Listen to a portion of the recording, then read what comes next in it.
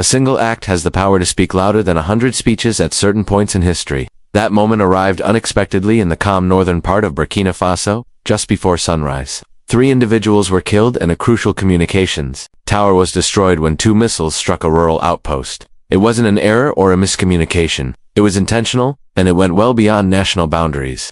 It called into doubt sovereignty itself. President Ibrahim Traoré spoke to the country in a matter of hours, calm but determined. He said the strike was an assault on the honor of a people who were determined to rule themselves. His words remained unwavering. Through radio waves, talks, and conviction, they traveled across borders and cities. Thousands of people gathered in Revolution Square in Ouagadougou. The people of Burkina Faso stood together in defiance rather than anger. They shouted up not only for Burkina Faso but also for an Africa that all too well knows what it's like to be ignored. Something started to move in Nairobi, Dakar, Conakry, and Banjul. The identical question was posed to themselves. Who among us is really safe if an independent African state may be targeted without permission or repercussion? It was referred to as a counter-terrorism operation by the U.S. However, the rationale sounded tragically familiar to many Africans. In another chapter in a lengthy history of choices made elsewhere for unclear reasons. But the quiet was broken. This time, that moment stirred something more profound than indignation throughout the continent. It sparked remembrance, solidarity, and a desire for respect. Because having a large army is not a prerequisite for sovereignty. Being heard when you say no is the goal. What meaning is left if that word can be disregarded? Conversations in homes, streets, and hearts, as well as in parliaments and press rooms, changed after that morning. A once whispered question is now being asked out loud. Who determines what an African voice is worth? And for what length of time will Africans wait to speak it? Neither the strike nor its provocation occurred during a fight. Just as the sun was about to rise, it came without warning, without conversation. 2 precision-guided missiles struck a rural outpost in Yatenga province, a peaceful area in northern Burkina Faso. At 5:42 a.m., the outpost functioned as a conduit for communications between the central command and distant security posts. It wasn't a combat zone, it was a station for relays. The building was consumed by fire in a matter of seconds. 3 persons had died by the time emergency personnel arrived on the scene, a civilian technician from the area and 2 troops. 7 more people were hurt. Reduced to twisted metal, the tower served as a link in the entire northern border network. Compared to flames, shock traveled more quickly. What many feared was confirmed within an hour by the Ministry of Defense. The attack had started more than 600 kilometers away from a U.S. military installation in Niger. Officials from Burkina Faso were not consulted. It wasn't permitted. There had been no shared intelligence, no cooperative activity. The act was one. Citing Article 2 of the UN Charter, the administration said it was a clear infringement on national sovereignty. The government of Traoré put all armed forces on high alert. An additional 1,200 troops were deployed to strengthen border protection. Along Mali and Niger, Koudougou and Ouagadougou defense positions were upgraded to DEFCON 2 status. However, the state refrained from using force in response. It communicated in response. Later that day, Traoré made a live appearance on national television. He was forceful but measured in his speech. It was a challenge to the idea that African states can control their own destinies, he told the country, describing the strike as more than just an attack on a facility. It was not weakness in his tone of serenity. It was intentional, intended to reassure the populace and send a message to the rest of the world that Burkina Faso would react as a sovereign state rather than a subject. A series of well-organized protests started that night. More than 30,000 people crowded onto Revolution Square in the capital. They had signs with them. They sang, they embraced one another. They didn't riot. They got up. It was not an angry message, it was solidarity. Similar meetings appeared in Bamako, Conakry, Accra, and even Nairobi in the hours that followed. They all had the same message, even though they weren't all enormous. Africa doesn't keep quiet. People called for answers on local radio programs. Was quitting Western security agreements a punishment for Burkina Faso? Was the strike a warning to others who might be thinking of taking the same route? The question was asked live on air by news anchors in Addis Ababa and Dar es Salaam. Was this a display of might or a last-ditch effort to maintain sway in an area moving away from long-standing alliances? Another front was mobilizing as these questions reverberated through the streets and homes. Clarity was demanded by civil society organizations. Transparency regarding the nature of the purported threat that the U.S. claimed to have eliminated was demanded by local journalists. Were terrorists present? Who were they? Why weren't Burkinabe officials briefed together? There were no responses, no identities, no pictures, no third-party confirmation. That quiet became a part of the narrative, and the tale continued to develop. The strike that woke the continent became the unifying headline for coverage on African news outlets within a day. Pan-African appeals for unity blended with Burkinabe hashtags on social media. From Lome to Luanda, the slogan, "Our land, our rights," started to gain popularity. African commentary was not just reactionary for the first time in years. It was well-planned, tenacious, and intensely intimate. The government responded in a methodical manner, although martial law was not proclaimed. The military's presence near vital infrastructure grew. Rather, preachers were sent to listen, talk, and explain the issue to the populace. In the communities closest to the attack zone, state television broadcast live updates. Teams of trauma care workers were dispatched to nearby clinics, and schools were closed for 48 hours. However, the central government took a more nuanced approach, which had been lacking in previous crises. People felt included as a result. In addition to defending itself, it stated that the nation's sovereignty could not be compromised in treaties or in day-to-day interactions. And something unusual occurred as a result of that message. Battered but unbroken, the populace answered, with composure, discipline, and a quality that the outside world had not anticipated, resolve. The globe started to react as night fell on the day of the strike, but not in the manner that its designers had probably anticipated. One of the quickest emergency sessions in the African Union's history was called. 42 countries' foreign ministers participated in a virtual conference within 18 hours of the tragedy. Almost all of the delegations sent a clear message. The issue was not limited to Burkina Faso. Africa had to face the consequences of this. President Ibrahim Traoré's visage filled the enormous conference hall in Addis Ababa as he spoke during the meeting via secure video. He spoke with precision and a measured tone, but it was impossible to ignore the steel in his voice. None of us are truly sovereign if the sovereignty of one African state can be violated without repercussions, he remarked. It was a nerve-wracking line. Governments all throughout the continent rushed to make announcements. Countries that have recently experienced confrontation with Western powers, such as Mali, Nigeria, and Guinea, strongly denounced the strike, usually more circumspect in their support of U.S. policies. Senegal and Ghana called on Washington to clarify its actions and restate its commitment to African independence. The rhetoric was more forceful but less tactful in the streets, with both Burkina and Mali flags flying. An estimated 50,000 protesters crowded Independence Avenue in Bamako. In Conakry, a candlelight tribute was held in memory of the strikes. 3 casualties. Small but vociferous groups marched to the embassy in Nairobi, where the U.S. maintains one of its biggest diplomatic presences on the continent, calling for accountability. The continent was overrun by radio call-in shows. Questions that cut to the core of post-colonial Africa were being raised by citizens who had never before spoken out on politics. Why is sovereignty perceived as contingent? What causes partnerships to be so unbalanced? When will African lives no longer be used as pawns in another person's conflict? African media outlets concentrated on justice, remembrance, and sovereignty, while Western media interpreted the story through the prism of terrorism and regional instability. The disparity exposed a moral as well as a media divide. The strike was about more than just Burkina Faso for many Africans. After a brief break, it has continued under new banners for several centuries. The strike neutralized a highly extreme danger, according to a Pentagon news conference in Washington. However, upon request, no names, affiliations, or images were presented.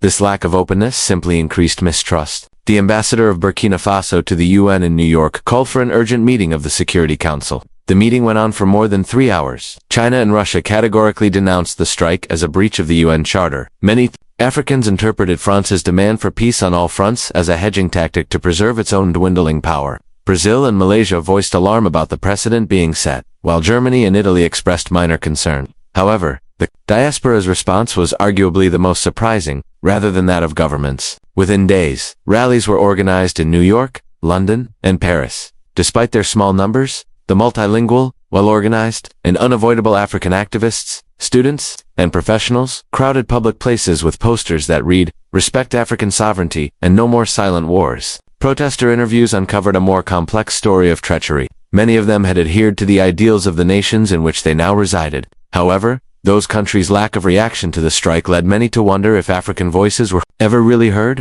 The shock started to transform into structure on African soil. The establishment of a continental fast response diplomatic team to look into and contest foreign military acts was suggested by Pan-African policy groups. In a legal judgment, the African Bar Association ruled that the strike violated international law and murals appeared overnight in Sahelian cities. Young painters depicted visions of solidarity, struggle, and a continent that was no longer sleeping. For the first time in a generation, something fundamental had been touched by an event that cut through the weariness of politics. Honor, the freedom to stand, the right to ask rather than to be told. The hidden reality of it all is that, despite its intended goal of weakening a nation, this strike actually woke up a continent. Life in Burkina Faso changed in ways that went much beyond diplomatic declarations or military instructions in the days that followed the strike. There were more roadblocks in Ouagadougou. Armed troops who had previously been positioned at borders now stood in pairs outside of government buildings, schools, and gas stations.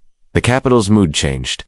It wasn't chaos or panic. It was focus, a gentle but acute sense of collective awareness that permeated everyday existence. Morning music was no longer aired on local stations. They began by providing defense updates. Health, trade, and education ministers, in addition to military leaders, gave nightly briefings on state television. For safety, local officials closed schools in the northern regions closest to the striking area. As marketplaces reopened and security officers were apparent, parents kept their kids inside. People gathered in town halls hosted by the Ministry of Information in Ouagadougou, which is only 50 kilometers from the missile landing site. They were not instructed on what to think. They were shown maps, satellite tracking data, and pictures of the devastation caused by the attack. The inquiry that followed was, "What questions do you have?" Many were taken aback by this strategy. The decision to lead with transparency and public inclusion was surprising for a nation just emerging from political unrest, but it proved effective. It allayed anxieties rather than stoking gossip. Yes, people were afraid, but they weren't perplexed. They were actually better informed than they had been in any previous crises.